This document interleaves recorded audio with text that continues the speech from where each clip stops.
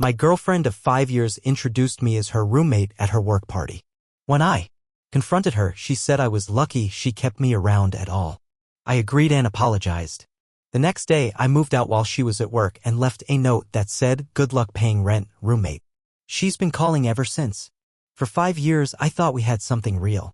You know how people say it's the little things that build a relationship? The way she used to leave notes in my lunch bag when I had early shifts. How she'd text me memes when I was anxious about job interviews. The way we'd binge old 90s sitcoms under a shared blanket like the world didn't exist outside our living room. That's what I thought love was supposed to be. Her name's Natalie. We met at a mutual friend's birthday dinner, and I still remember the first thing she said to me, "You look like you hate being here." I laughed. It was true. I was uncomfortable wearing a too tight button-up shirt and trying not to sweat through it. But something about her made it easier to breathe. A week later, she messaged me on Instagram. 2 weeks after that, we had our first date and neither of us looked back. A year in, we moved in together.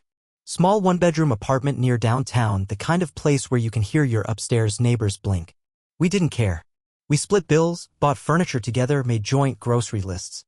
We weren't married, but we might as well have been. We talked about kids one day, buying a house, maybe getting a dog when things settled. I thought we were on the same page. Turns out I was reading a different book. The cracks started subtle. She stopped introducing me as her boyfriend when we were out. It was, "This is Alex," or sometimes just, "He helps me around the apartment." At first, I brushed it off. Maybe she didn't want to be all PDA in public, whatever. I'm not the clingy type. But that night, that goddamn party. That changed everything. It was a formal work thing. Her company had just merged with some tech firm and they were celebrating with an open bar gala at this fancy rooftop venue. I wasn't even sure if I was supposed to come, but she insisted. Bought me a new shirt and everything. I thought it was her way of saying, "I want you there. I want people to see us." We arrived and she immediately disappeared into a circle of coworkers. I wandered to the bar, nursed a whiskey soda, and tried not to look awkward. Eventually she waved me over and said, "Everyone, this is my roommate, Alex." I blinked. Roommate? I stood there stunned, half smiling, like maybe she was joking. No one laughed.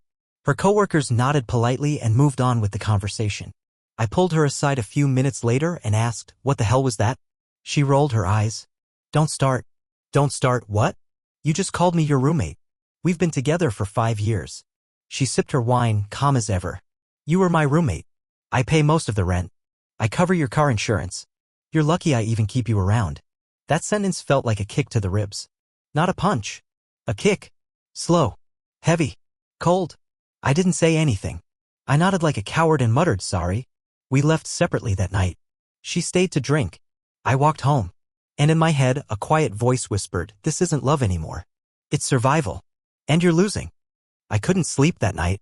The word roommate just kept echoing in my head over and over like a looped voicemail from hell. It wasn't even the word itself, it was the tone. The casual dismissal.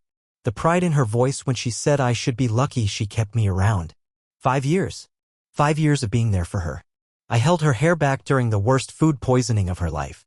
I picked her up from the airport at 3 a.m. when her sister bailed. I cooked, cleaned, fixed shit around the apartment, worked 2 jobs when she got furloughed during the pandemic. But sure lucky me. She came home around 2 a.m., perfume still clinging to her skin like glitter you can't scrub off. I was sitting on the couch in the dark, not crying, not angry, just empty. Like something had been scooped out of me with a ladle. She walked right past me. Didn't say a word. Next morning, she acted like nothing had happened. Made herself avocado toast, asked me if we needed more oat milk, scrolled Instagram like the previous night had just been some quirky dream. I asked quietly, "Do you even respect me?" She didn't look up from her phone. "Don't be dramatic." That was it. That was my answer. I waited until she left for work the next day. She kissed me on the cheek out of habit. I didn't kiss back. The moment the door clicked shut, something in me snapped into place. Not out of rage, but out of clarity. Like I finally saw myself clearly in the mirror for the first time in months. I looked around the apartment and realized nothing here was mine. I was just existing in her world, waiting to be validated. Like a ghost who hadn't figured out he was dead yet. I grabbed a duffel bag and started packing. Clothes. My PS5. My books. Left the ugly gray throw blanket she picked out from Target because she said mine looked poor. Left the Nespresso machine I bought her for her birthday. Took the cast iron skillet she never used. That was mine. I called my buddy Max, told him everything. "You finally done?" he asked. Not with pity. Just quiet relief. Yeah, I said. I'm done. He offered his couch until I found a place. I took him up on it. Before I left, I taped a note to the fridge. It just said, "Good luck paying rent, roommate." Then I walked out. No drama. No second guessing. Just silence. The first night at Max's place, I laid awake on the futon, trying to figure out if I felt heartbroken or free. The weird part? It wasn't grief I felt, it was relief. Like I could finally breathe again. Like I didn't have to audition for love anymore. At 11 p.m. she called. I let it ring. She called again. And again. I put the phone on Do Not Disturb. Her texts started at 11:14 p.m. First one, "Where are you?" Then, "Are you serious right now?" Then, "This is insane. Come back." I didn't reply. By midnight, she was angry texting. By 1 a.m., she was apologizing. By 2 a.m., she was begging. And for the first time in 5 years, I didn't feel obligated to respond. It's strange how quiet the world gets when you walk away from someone who made you feel like background noise. It's even stranger how peaceful the quiet feels. The next morning, I woke up to 27 missed calls. 15 from her. 6 from her best friend, Jess. The rest were from a number I didn't recognize, probably her sister. The messages were a roller coaster of tone shifts. First it was, "Where are you?" "I'm worried." Then, "I can't believe you're doing this, you're acting like a child." Then it got real raw, "You're blowing up 5 years over a joke." Followed by, "Can't we just talk?" And finally, "Fine. Do whatever the hell you want." That one made me smile. I didn't text back. Didn't know her that. I spent the morning at Max's kitchen table, drinking cheap gas station coffee, staring at my phone like it was a landmine. He slid a plate of eggs and toast in front of me. "You sure you don't want to block her?" "I want her to see I'm ignoring her," I said. He laughed. "Petty. I respect it. The thing is, I wasn't doing it to be cruel. I just didn't have anything left to say. And I wanted her to sit in that silence. To feel what it's like when someone finally stops chasing your crumbs like a starving dog." Over the next few days, the texts kept coming. Day 2, I didn't mean what I said. I was stressed. That party was just a lot. Day 3, "Why would you just leave? You didn't even try to work this out. I've been nothing but patient with you." That one really pissed me off. "Patient with me?" I said out loud to Max, like I was the burden in this relationship. He raised an eyebrow. "She still thinks she's the hero in this story." And she did. That became more and more obvious with every new message. Day 4, Jess messaged me directly, something like, "Hey, I know you and Nat are going through stuff, but she's really hurting. Can you talk to her at least?" She didn't mean it. She was just embarrassed in front of her coworkers. Right? Embarrassed. That was the justification? I typed out a reply to Jess. Deleted it. Tried again. Deleted again. Eventually, I just sent. If she was embarrassed to have a boyfriend, she shouldn't have had one. No response. That same night, Natalie sent me a wall of text. She said I was being immature, that I'd abandoned her, that I was making a big deal out of one dumb word. But what she really couldn't handle, the thing that practically bled from her message, was that I left on my terms. She didn't get to dump me. She didn't get to drag it out and drain me dry before tossing me aside. I took back my power. That's what scared her. I started sleeping better.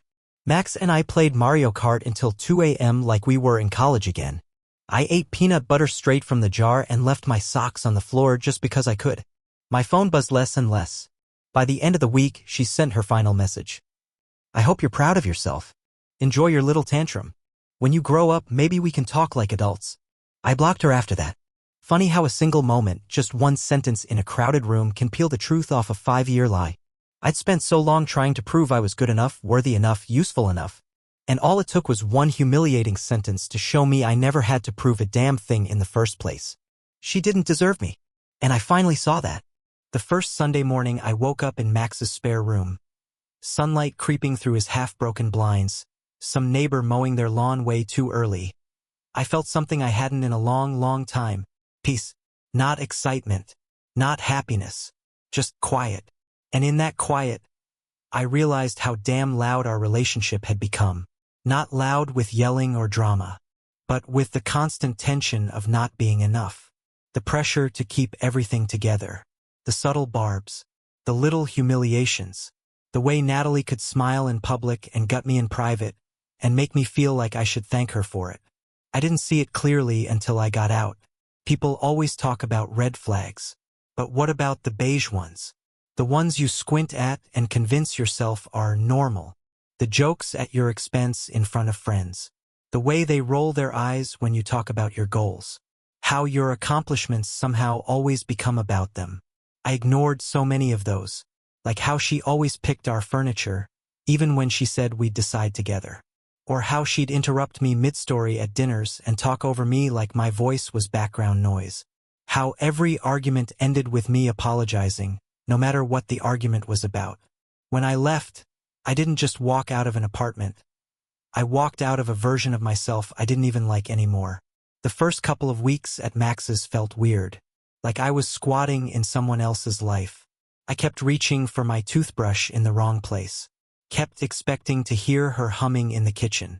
I'd have dreams where I was back there, and I'd wake up in a cold sweat like I'd relapsed. But slowly, I started building a new rhythm. I got a short-term lease on a studio apartment 2 neighborhoods over.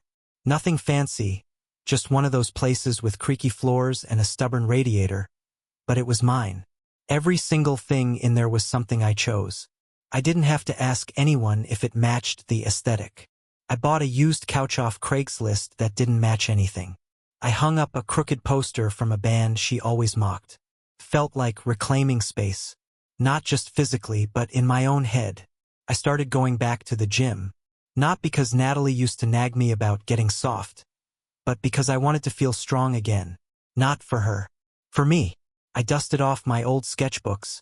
Started doodling again at night. I hadn't drawn in years. She once said it was a cute hobby, but not really useful. Turns out it was therapy. People don't tell you this, but after a long relationship, even a toxic one, there's a kind of grieving process. Not just for the person, but for the future you pictured. I kept having flashbacks to conversations we'd had about buying a house one day, what we'd name our kids, the cities we wanted to travel to. Those little somedays are brutal when they vanish overnight. But here's the wild part. After a while, I realized I didn't actually miss her. I missed the idea of her. I missed the dream I thought we were building. But the real Natalie, the one who belittled me, used me, introduced me as her goddamn roommate, that woman, I don't miss her at all. Sometimes healing doesn't look like a big revelation. Sometimes it's just sitting on your crappy thrift store couch, eating cereal for dinner, watching reruns of The Office, and not being told it's a waste of time. Sometimes it's the absence of criticism that feels like love. It had been almost 6 weeks since I walked out. By that point, the calls had stopped. The texts dried up. I blocked her on everything: phone, email, socials, but part of me still expected her shadow to crawl through the cracks. Like some unkillable presence that lingered in the corners of my peace. Max joked once, "You know she's gonna pop up eventually, right? That kind of ego doesn't go quietly." I shrugged. Let her try. I didn't think it'd actually happen. Until it did. I'd just gotten back from a late gym session, sweat still clinging to my shirt, earbuds in. As I rounded the corner to my building, I saw someone sitting on the steps. At first, I didn't recognize her. She wasn't wearing makeup. No flawless contour. No red lipstick. Just her. Natalie. Looking smaller than I remembered. Like a balloon someone forgot to tie. She stood up when she saw me. I froze. "Hey," she said, almost whispering. I pulled my earbuds out. My heart was beating harder than it had during my entire workout. I didn't say anything. I didn't owe her the first word. She looked at the ground, then back at me. "Can we talk?" I didn't move. Just stared. I don't know where to start," she said. "I shouldn't have called you my roommate. I was trying to sound, I don't know, independent? Like at work it's all about image. I didn't mean to disrespect you." "Yeah, well, I finally said you did." She nodded, eyes watering. "I know. And I've been thinking about everything. About how I treated you. How I made you feel. You were good to me. Better than I deserved, honestly." For a second, that old instinct flared up. The one that wanted to reach out and comfort her. The part of me that spent 5 years fixing things just so she wouldn't have to. But I didn't move. She continued. "I thought I needed someone who challenged me. Who pushed me.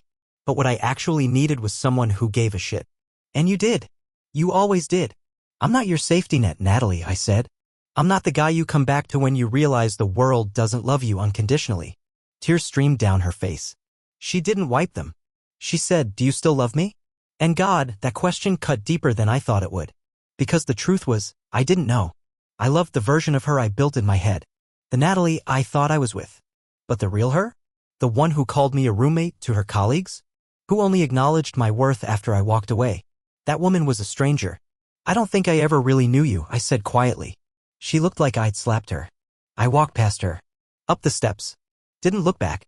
She didn't follow. Later that night, I sat on my floor, lights off, listening to a playlist I hadn't touched since the breakup. One of the songs hit me like a truck, something we used to dance to in the kitchen, barefoot and drunk on cheap wine. For a minute, I let myself feel it. All of it. The love. The grief. The betrayal. The ache. And then I let it go. Because the truth is, sometimes people only realize what they had when it's already gone. And sometimes the best thing you can do for your sanity, your dignity, your soul is not to be there when they come looking.